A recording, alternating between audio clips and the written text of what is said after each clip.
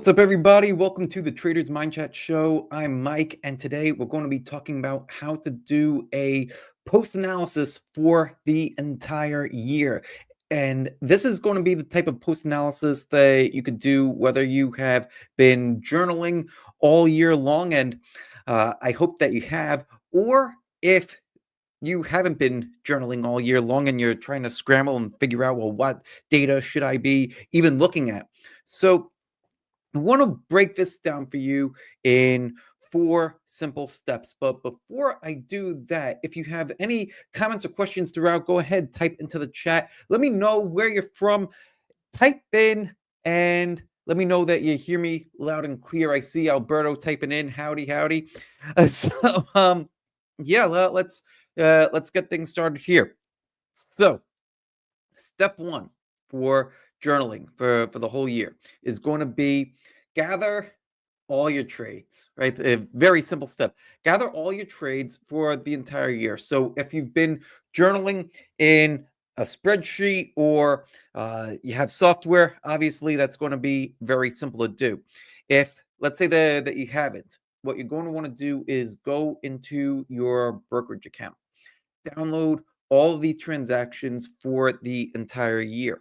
You should be able to download them into either an Excel file or a CSV. If you're able to do that, that's going to make your life a lot easier, because what you'll be able to then do is sort the biggest winners all the way down. And that's going to be able to help you with step two, because in step two, what we're going to be able to do is start to see, well, what are the biggest patterns in the winning trades and what are the biggest patterns in the losing trades. So I've been doing this all year long, and it's something that I preach to do. I actually have a spreadsheet that I share with our members, and this is all the trades sorted from best to worst for the entire year. And there's a variety of stats that I have in here. Well, we could get into some of these stats if you want, but for right now, what I want to give you are the basics that you could start to use right now today. So first off, I've got this list pre-sorted by biggest winner to biggest loser. So I want to start here with the first 10 biggest winners. And I think that that's a good way to do it.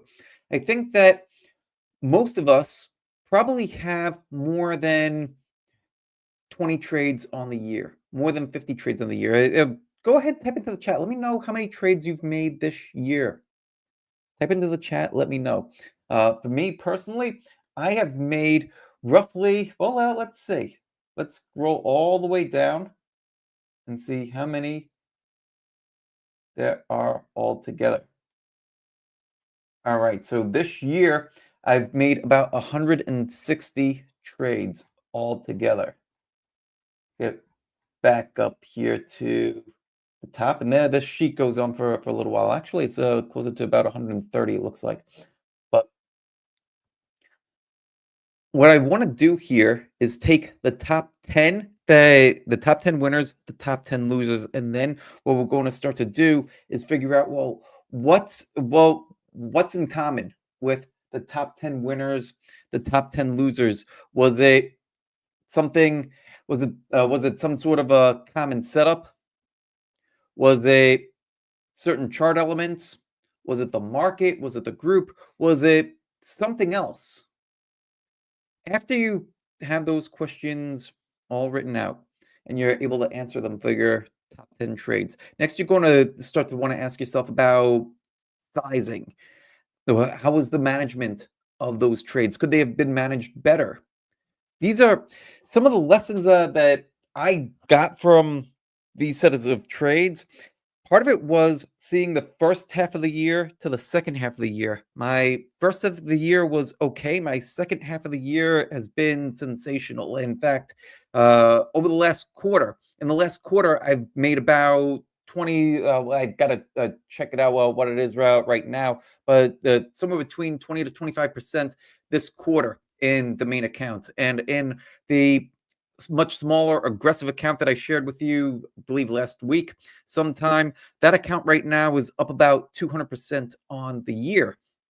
Now, how do you do that? Part of it has to do with what we're talking about here with the post analysis. So, even though we're doing this for the year, you don't have to wait until the end of the year to do a post analysis. I recommend doing a post analysis monthly, quarterly, semi-annually, and annually. That way you're getting the big picture and you can adjust as the year goes. So that way when you get to the end of the year, it's not some big surprise. Well, what in the heck happened and how do I change things for next year? So that's step two. Again, step two, you're going to want to sort, right? So sort your list, whether you downloaded it or you have a spreadsheet here like I do. What you're going to want to do again, you're going to want to uh, get your 10 biggest winners and also take a look at your 10 biggest losers, right? We've got the 10 biggest losers right down here, right? They can sort that. Actually, well, we'll sort that right over here for the gain and loss, right? So gain and loss. I'm starting this whole process with high watermark. And I'll share with you why high watermark. The reason why I want to start off with a high watermark is because this is going to show me, well, how far did my best trades go? I find that to be something very important, right? So, for example, Reddit up 102%, Nvidia up 52%, Duolingo 36%, App 31%. And then when I'm taking a look at this high watermark, right? And so now we're talking a little bit more of some of the advanced questions that you might have. If you've been trading for a couple of years and you want to try to level up your trading, one of the really good things that you could do for yourself is track this high watermark. Now you might be saying, well, what is a high watermark? I'm glad you asked. A high watermark is the highest point that a trade goes while you're in it. So, unless if you're somebody that sells all at once, and even if you do sell it all at once, unless if you're selling at the tippy top of where you were in the trade, that's not your high watermark. So, for example, here, right, with all of my buying and selling in this trade here uh, for Reddit, with all my buying and selling, I exited at $95.94. That's after entering at 68.60. The highest point that this ran was $139.04. So that's giving me something where I could go back and see in what ways did I manage this trade well, in what ways did I not manage it well, and what rules can I have that could be universally applied that would lead to better and better results. Now, I actually did work out all of the different lessons about risk, about sizing, uh, mistakes that I made, losers, and other various lessons. And we'll get into all my big takeaways for the year. But for right now, I want to walk through the different steps uh, of this post analysis process with you. So we just did step two. Now, step three is going to be once you've gathered your data and you've sorted it and you've gone through it, you've asked yourself some of the questions like what was common about your winners, what was common about your losers, um, and you started to figure some of that out. Next, you're going to want to take some time and reflect, right? And it's important to have this step three as its own separate thing. Because if you're trying to do everything all at once, well, what tends to happen is that we get mentally fatigued. And if we're depending on the kind of mindset that we're in, we might come up with different answers than when we have good energy and we're rested. So you do these each steps in separate buckets, especially step 3. So when you get to step 3, take some time to reflect and start to think of yourself. Start to think of, well, what if you focused more on the trades that worked, and look for more of those kinds of elements in your trades. That was actually one of the big things that led to the second half of my year being dramatically better than the first half of the year. We'll get into that in just a little bit. What if you, here's another good question to ask yourself. What if you actually avoided 1 to 3 things of the common biggest losers? Now, a lot of people will focus on the losses and try to have a big, long laundry list of all the things that they shouldn't do. If you have too long of a list of things to work on, then it tends to be overwhelming and you don't make much progress. It's better to focus on 1 to 3 of the biggest things and make that be the focal point of, okay, I'm just going to avoid these 3 big things. And then that's going to be it. If it's just one, perfect. No more than 3. But make what you want to focus on the main thing. The things that worked well, the things that you want to replicate, make that be the main thing. Because just by doing that, when you're focused, by definition, you're not looking over here and you're not looking over there. You're focused on exactly where you want to go.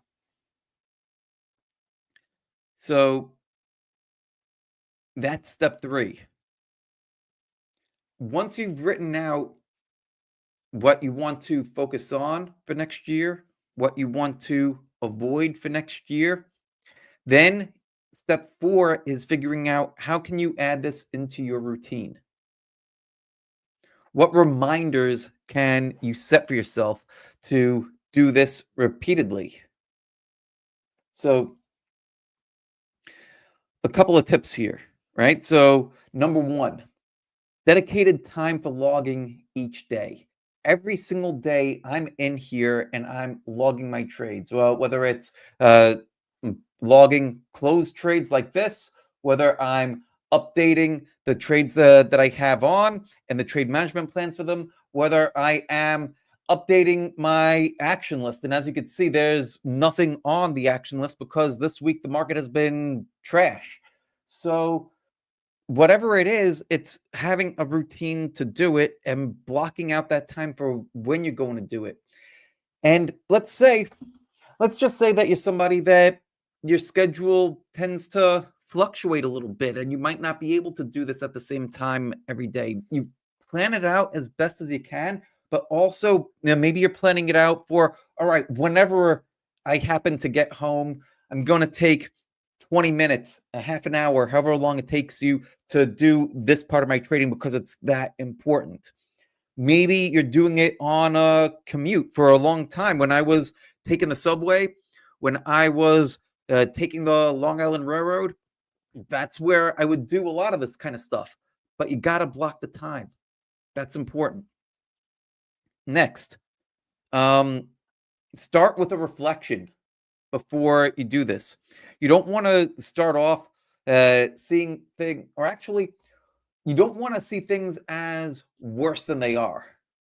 You don't want to see things as better than they are because when you're trading, what can happen is that when everything's working well, you could start to see things as much better than they are, right? Because, well, what tends to happen, and the screen is a little fuzzy. Anyhow, let's switch this back and forth. Does that make it any clearer? I don't think so, but anyway, so when you're on a hot streak, what can happen is that you start to see things better than they are because everything is working. You're at equity highs. The all the good the feel good hormones are raging, and It's just a good time to be in the market and trading. And we tend to think that those things are going to continue. They're not. On the other hand, when things aren't going so well, we don't want to see them as worse than they are. That can happen too. We get a few losers in a row. The market starts to pull in. It starts to pull in gingerly. Then it starts to break support. Maybe we gave back some gains and we start to see things as worse than they are. We don't want to do that either. You don't want to see things worse than they are. You don't want to see things better than they are. You want to see things as they are. So, in order to do that, you need to remind yourself to do that because it's very easy to get sucked into euphoria. It's very easy to get sucked into a depressive state when you're trading, and especially for those of us that work for a living, right? That you're how what's happening at the office, what's happening at home, that can affect us too. So it's important to set these reminders for ourselves to come into anything that we're doing with trading, to come into it objectively. So if you're able to write a note to yourself, stick it on your computer, your laptop, wherever you're doing your analysis. It might even be helpful to make it be the wallpaper on your phone, and that way you're constantly being reminded of these things. So that's a good place to start. Next, celebrate what's working. That's a very good one. You want to celebrate your wins, celebrate what's working with your trading. So as you're going through all of your analysis, and hopefully next year you're going to be doing this on that regular basis. You're going to be doing your post analysis monthly, quarterly, semi-annually, and annually. And from there, you want to celebrate your wins. And I don't just mean the trades that worked. I mean celebrating, well, what's working with your trading, right? Because there's always going to be something, even if you've had a couple of losses. Maybe you followed your plan, right? Maybe you said, I'm going to enter here, I'm going to exit there. And when that trade hit the stop loss, you took the stop loss, and that was it. That's a win. You followed your plan. Because if you continuously follow your plans, that's eventually going to lead to profits and consistent profits. Part of your plan too should be this review process where you go back and you review, well, what's working in my trading, what's not working in my trading, and you come up with better plans. Now, what I want to share with you here are the trades that I had this year, the top 10 winners and the top 10 losers. So come back over to here, and here are the top 10 winners, right? So Reddit, Nvidia, Duolingo, App, Twist, Palantir, Kava, Burke. Did we get to 10 yet? I think AMD and GGAL. Those were the biggest high watermark trades. And so when I went back through these, I started to ask myself, well, what worked well with these? I noticed that there was a big change between the trades that happened in the first half of the year versus the second half of the year. A couple of the big changes that I made, and it worked out beautifully. Thing number one, letting trades run further without taking a scale out. So for a little while, I would take my first scale out when I made about 1 times my risk, maybe a little bit more than 1 times my risk in the beginning of the year. That was okay, but in the post analysis that I did mid-year and asking myself, well, what would happen if I let these trades run a little bit further? I noticed that if I let them run a little bit further on par, I would be making more money, right? Because sometimes it works out, sometimes it don't work out. But when it does, you end up making significantly more. At least that's what happened to me. So I actually went and did that in the second half. And well, what happened was that uh, I was able to get about 4 to 5% more on my biggest wins. So, for example, if we come up to the top here, right? So, let's see. Here's a trade. Uh, yeah. So Nvidia made 19% versus the high watermark of 52. All right, so less than half. Um, Here's Duolingo. That one was closed in October. Made 20% on that one, almost 21%. It ran 36%. So right there, I'm making more than half of what the high watermark was. And when I went back and I did the same kind of back and forth for each one of these, I found that my winners in from July through now versus January to June were about 4 to 5% bigger overall. Well, when compared between the gain loss, the gain for the year, and or the average gain that I got from the trade rather versus the high watermark. So I thought that that was something that was remarkable. Here's something else, a lesson from the first half of the year versus the second half of the year. Once the trades got going, it was important to scale up quickly. In the second half, I started to size bigger a lot quicker than I did in the first half of the year. Um, and that meant going in with sizes of 10% of my capital to about 12.5% of my capital on average. Now, there were a few trades where I went bigger than that. If we come over to the position sizes, right, you can see over here, well, with Reddit, I had 8.1%. That's not too big. But over here in NVIDIA, 11.4. Duolingo, I had 10%. Then app, I had 8.6. Twist, that was only 6.5%. Later on, Palantir, 12.5% of capital. Back here, Kava, that was a big winner. I only had 6.5% of capital. Here's another big winner, BIRK, Birkenstock.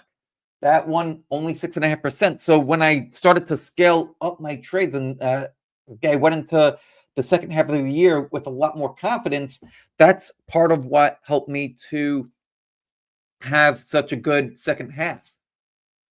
Not just by letting the trades run longer, but also by sizing up and making those bigger wins count. Um, One of the things that I've done throughout my trading is getting risk off the table very, very quickly. I find that to be super important. The reason why is because if I'm going to let the trades, the winners run, then the less heavy lifting that they need to do to get me out of a ditch, then the more that it's going to lift my equity curve. So by keeping the losses ultra small and getting my stock to break even very, very quickly, it helped quite a bit. Um, and if we sort this, the gain loss column, right? So if we come back down and go through some of this here, you'll see that, a lot of the losses in here, right? And it's about a 50% win-loss ratio on the year. Most of most of the losses, right? That there's a few losses that are above 5%. There was one outlier, this one here, ODD, back in February that gapped down. It gapped down. I had a loss of 11.58% on that trade, but even there, it was only 1.67 R loss, meaning that I lost 1.67 times what I had initially risked on that trade. Everything else was 1R or less, and most of it was less. And most of the losses were under 4%, some of them under 3%. right? So by keeping the losses very, very small, that's one of the things that helped me have such a strong year this year. Let's see. Well, what else was there? Um, Mistakes. Being too timid with sizing and scale outs earlier in the year. We mentioned that earlier. The losers. So I opened up a bunch of losses here, right? And so we'll go through some of these losses here. So here was KSPI. This one, this is one of the losses that I thought that this was actually a pretty good setup going in, and it just ended up generating a loss.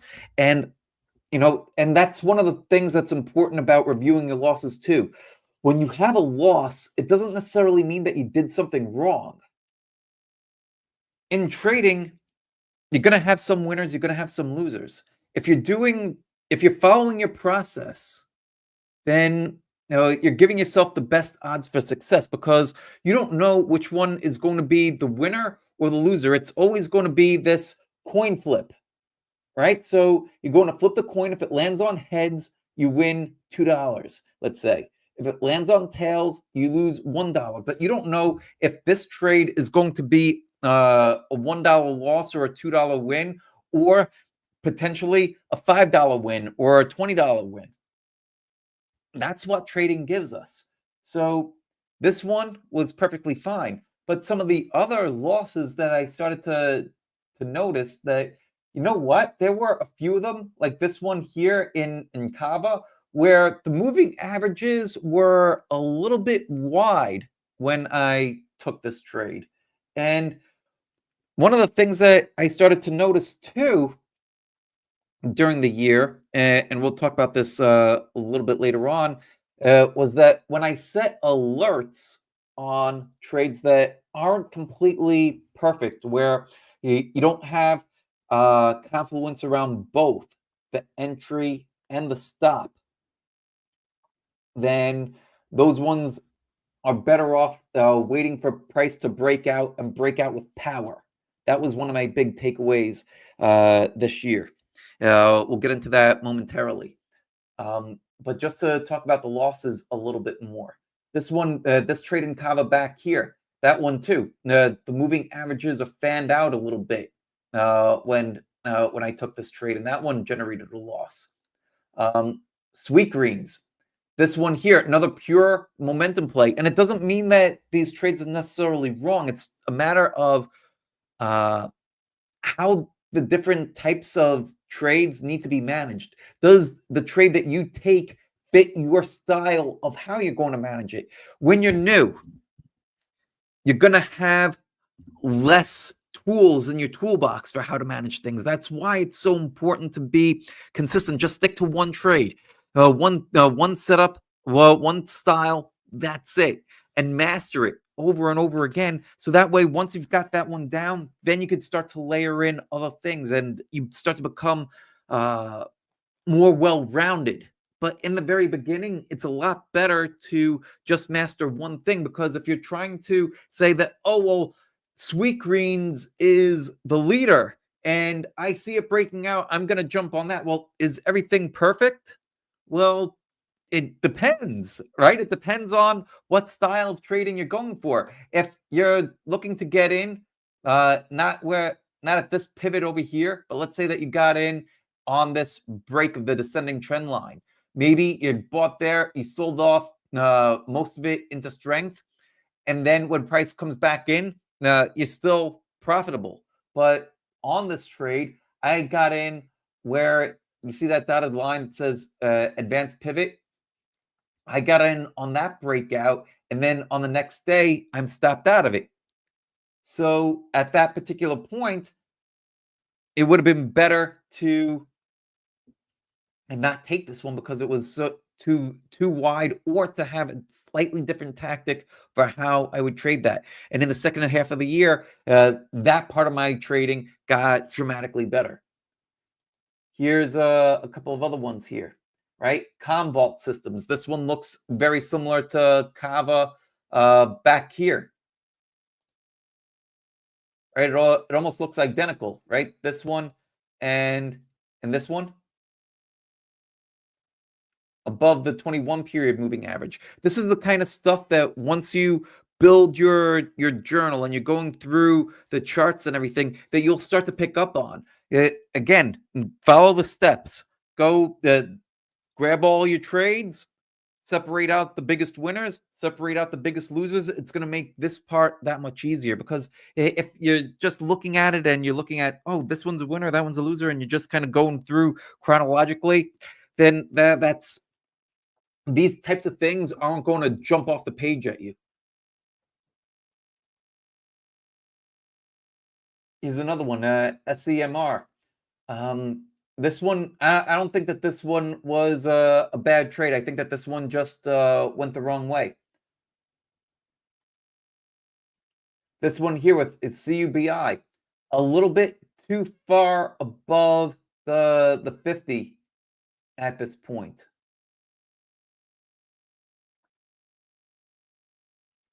And also, here's another thing too, well, that I noticed. When price comes back in and it closes below the 10-day exponential moving average, most of the time those ones don't work out. This one probably could have been sold more aggressively versus waiting for the full scale out or the full stop.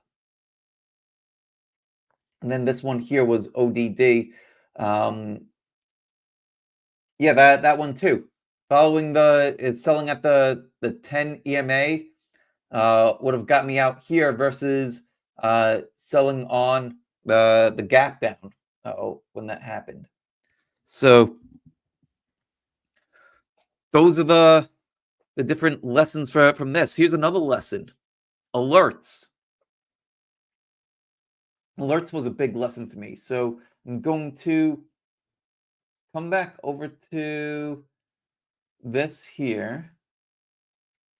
Right. Here's something else too to show you. This is like a bonus. So I've already got this sorted by biggest wins at the top, biggest losers at the bottom. So for the biggest winners, I grade.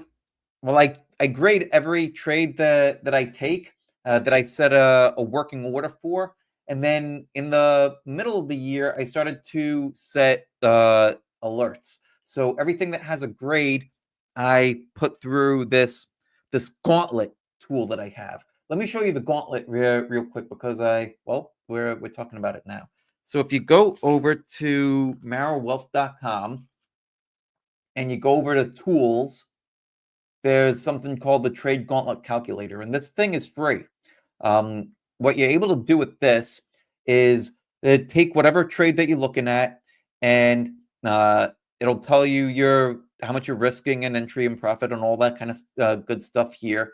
But it also gives you my personal weighted average checklist for the things that I look for. So all the fundamentals, all the different technical aspects of it, for the support levels, for the entry, for the target, whether or not it's in a growing industry, fund ownership, management ownership, multiple setups within the same group, whether it's a leader, you could mark off the group rank, the relative strength line, all that stuff, and as well as the environment. And then there's all these extra spots where if there's certain boosters that you want to give it for certain things, you're able to do that here too. Anything that scores above a 7, I'm interested in. If it scores above 7.5, I consider it an A-level setup.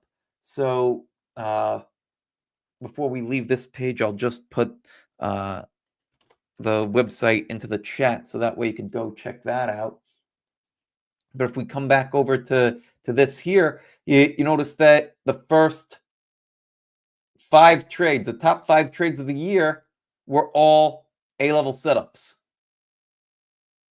Not a coincidence. This is why it like going through that whole Gauntlet thing might seem like a lot.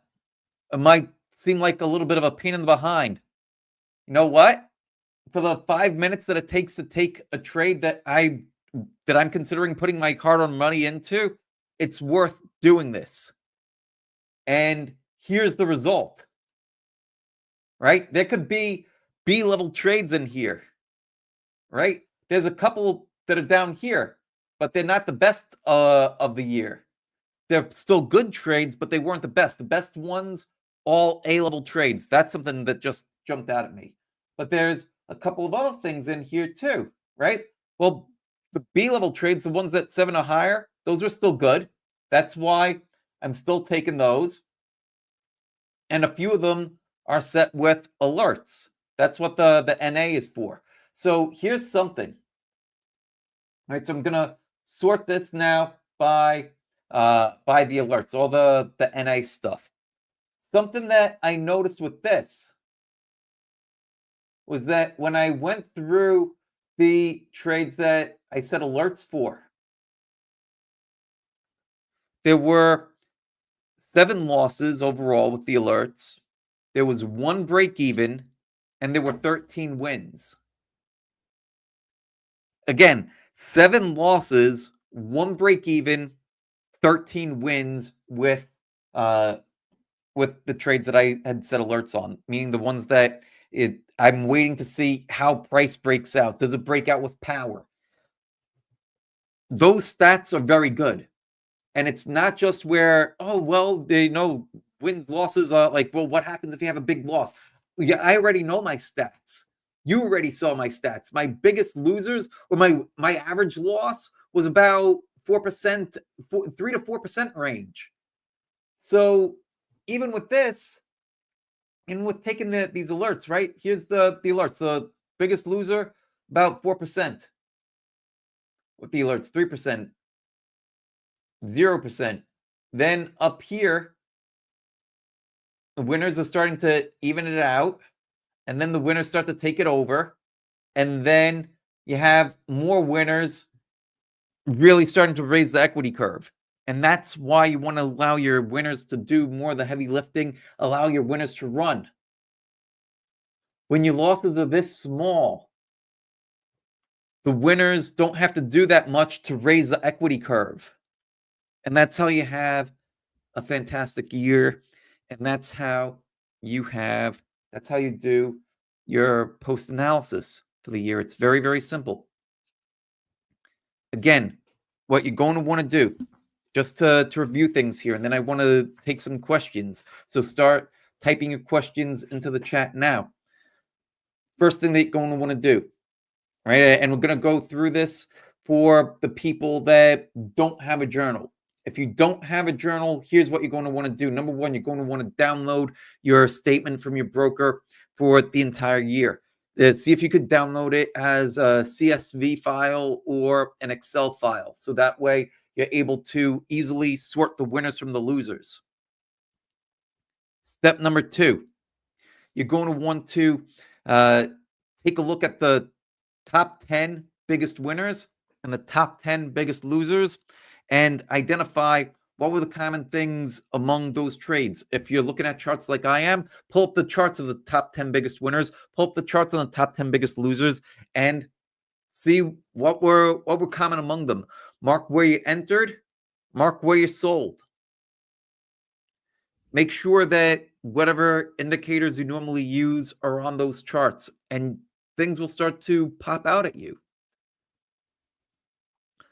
Step number 3, take some time to reflect, right? You did all that work in step 2, pause, take some time to reflect, and then ask yourself, well, what if you focused on the things that you found in common with the 10 biggest winners? What if you made that focus for all of 25?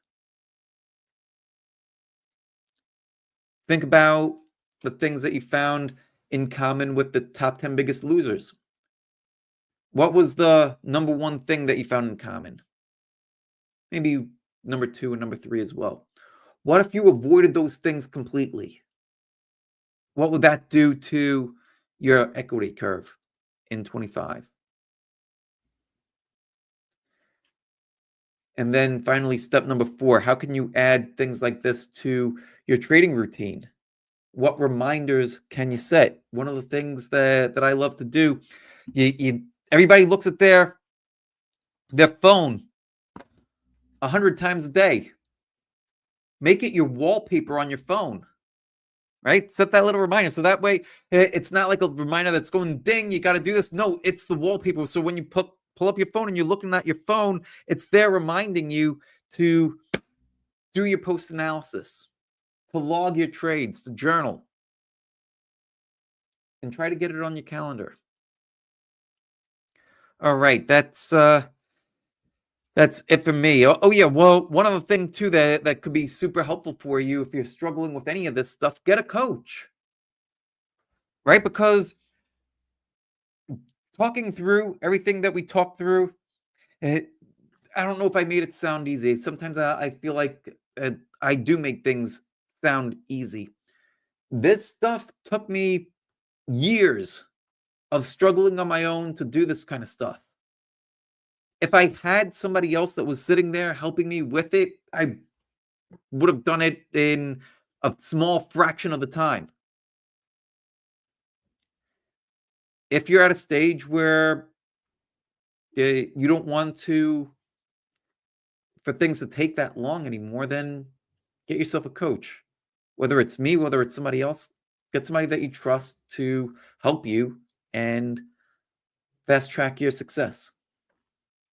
So, all that said, let's take some questions. What questions do you guys have? We've got a bunch of people here that are with us that have been watching for the past, I don't know, 40 or so minutes.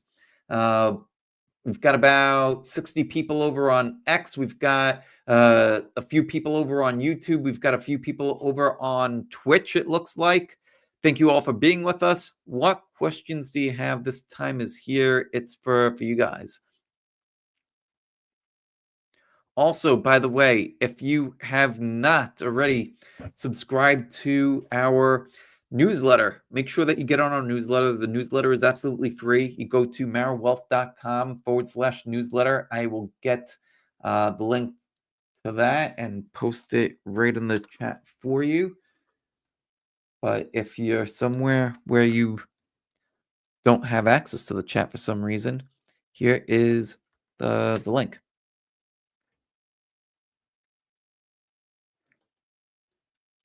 Alberto says, excellent session. Would you recommend Edgewonk at all? Yes, absolutely. So if you're somebody that enjoys software, I think that Edgewonk is one of the better ones out there. I've sampled. Well, what have I sampled through the years? So right now I'm using Google Sheets because that's the most flexible thing. But if you are in the market for software, I've tested TraderView. I've tested Edgewonk. At one point, I was using TJS Trading Journal spreadsheet, which it's Excel based. There's a couple of maybe one or two others that slipped my mind that I've tried, but Edgewonk of all of them is the best, and here's why. When it comes to journaling software, the thing that I find to be most important is user friendliness. If it's not user friendly, if it looks like Excel, then I'm not going to want to do it because, well, if it's ugly, then I could just use Excel, right? So I want to have a very nice, user-friendly interface, and Edgewonk was fantastic. I was using it when it was just the desktop version, and back then it was great. Now my understanding is that they have a web-based version, so you could access it from anywhere. That's very good too. The reason why I'm using Google Sheets versus switching over to some sort of a software that could maybe make the journaling a little bit quicker is because, well, for one, I like doing the manual thing. Not just because I'm used to it, but because it's giving me that gestalt feel where by me plugging it in, I'm learning as I'm doing it. And it's planting the seeds a little bit deeper, if that makes sense. And then something else with the spreadsheet, whenever I come up with a new idea or something that I want to track, I could just add a column to my spreadsheet versus software tends to not be infinitely flexible like a spreadsheet is. But as far as software goes, yes, I do recommend Edgewonk. And Um, I've met Rolf uh, Schlotman a number of times. He's the founder and of Edgewonk. Great guy. Interviewed him a few times.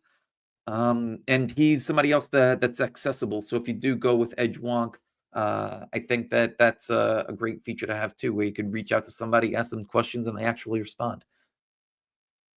Let's see, what other questions do you guys have? Oh, now it looks like somebody is watching over on Facebook. Welcome.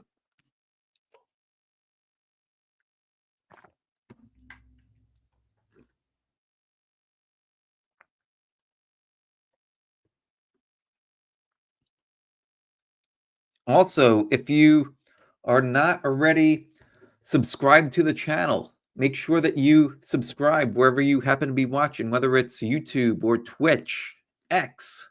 Like, share, subscribe. If this stuff is helpful, doing that is one of the best things that you could do for us because it helps blast this out to more people. And well, we're trying to help as many people as we can here. Let's see. Here's another question that just popped in. All right, Mike, with 200% return on your aggressive account, will you be entering the USIC next year? Excellent question. The answer is no. The reason why is because after speaking with Andrew O'Connell is, or at least when Dennis and I interviewed him about a month and change ago, he's the person that was in first place in the US Investing Championship with about a 400% return. That's fantastic. 200% is, I would be doing pretty well in the championship. But one of the things that Andrew had said was that his style, he noticed a style shift in his trading, championship versus non-championship. And the difference between championship versus non-championship is that you're trading more aggressively at certain periods, less aggressively at later periods, right? So, like he mentioned that right now with 400% return, he's trying to hang on to that coast for a little bit because he doesn't want to give that up. He was trading far more aggressively at certain points than he would otherwise because he's trying to get into first place. Those things are great, but that's not really what I'm about, at least not at this stage. What I'm trying to do is to help people that are trying to trade to make money for themselves and for their families. You're not trying to win a contest, you're trying to compound returns, and it's a different style. So while I might do very well with a 200% return on the year, it's not the kind of style that I would want to teach people how to do, right? I want to teach people how they could make sustainable gains for themselves, how they could grow their wealth. Or what I'm doing, I'm not trying to teach people how to win a contest. If that's what you're interested in, there's plenty of great people out there like that. You could, Andrew O'Connell has a service. Mark Minervini has a service. I obviously learned quite a bit from Mark. He even wrote the forward to my book, and he told me that he's only written 2 forwards to anybody, and he's been asked loads and loads of times. One of the forwards that he's written was the one to this book right here, The Trading Mind Wheel. So you could certainly learn a lot from people that are championship traders, but as far as me entering into the contest, I wouldn't want to see that kind of style drift. And for most of the people in the Mara Trading Accelerator program, as well as the people in the Mara Research program, most of them are not trying to get into the US Investing Championship. However, the people that I coach one on one, occasionally I do some one on one coaching. Arthur Smolensky, he finished ninth in what was it, 2022. I interviewed him on this channel about maybe 2 months ago or so. So I am able to help those kind of people, but it's not the main thing that I do. So what's the difference between aggressive and non-aggressive accounts? Very good question. So in the aggressive account, I'm using a lot of leverage. I'm trading options. I'm going heavy. Um, I will trade. I've started to trade more based off of feel, but it's not feel in the sense of, well, you don't have rules, right? Or you don't uh, know what you're doing. You're just kind of like winging it. I would never recommend to anybody that you wing it, but when you have a certain level of experience, you develop a like a ticker sense where you just get a feel like, "Ah, something doesn't quite feel right," and then knowing to trust that instinct. When you start to see something developing, it's like, you know what? This is the right time to be getting into a trade. Learning to trust that and going with it, that's the difference between the aggressive versus the non-aggressive. With the non-aggressive, I'm trying to stick more to rules and plans that I'm able to give to people ahead of time, that I'm able to manage more for the larger account. And will I bring a little bit more of that to the larger, less aggressive account? Maybe, maybe, but I do want to give and be as transparent as I possibly can. And one of the ways that I do that with what we're doing in the accelerator and what we're doing in the research program is by giving out all the plans ahead of time and by communicating exactly what I'm going to do, when, how, and why with you guys.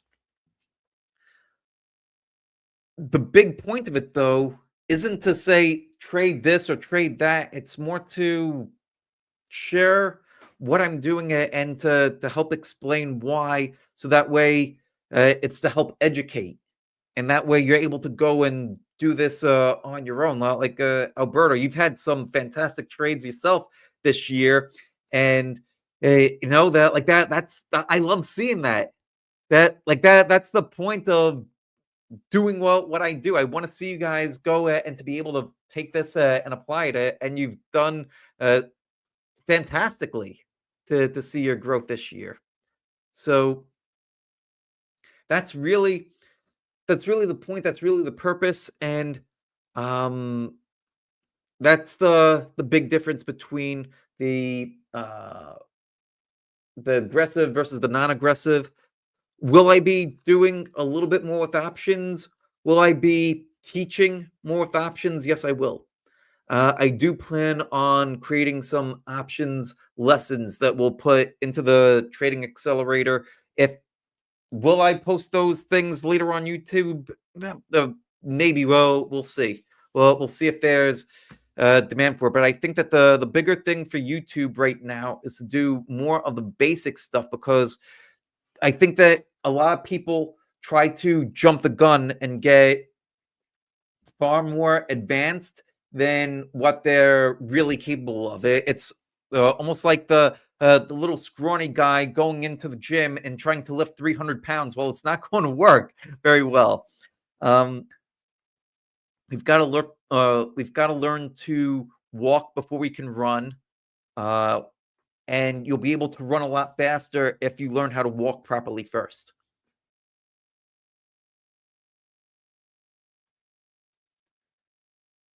Alberto, thanks, Mike. All down to your guidance. You're welcome. All right. So I think that's about it for today. I'll stick around for a second to see if there's any other last minute questions that come in. But we've been going strong now for about an hour. And I've got Coco laying down here. He's just like stretched out over here on the floor. I'd pick him up and show him to you guys, but I don't want to wake him up. He put him to sleep. Hopefully, I didn't put you guys to sleep. But anyway, um, yeah, that's it for today. Then, uh, until next time. Hopefully, you found this helpful. If you did, leave comments down below. I read all the comments, and Until next time, take care, much love, and as always, God bless. Hey, thanks so much for sticking around to the end. If you're new here, hit the subscribe button down below and become a part of the Marrow Wealth community. And make sure that you check out some of the other videos on the channel. They're exactly what you need to see. And leave a comment down below. I read all of them. Leave a comment.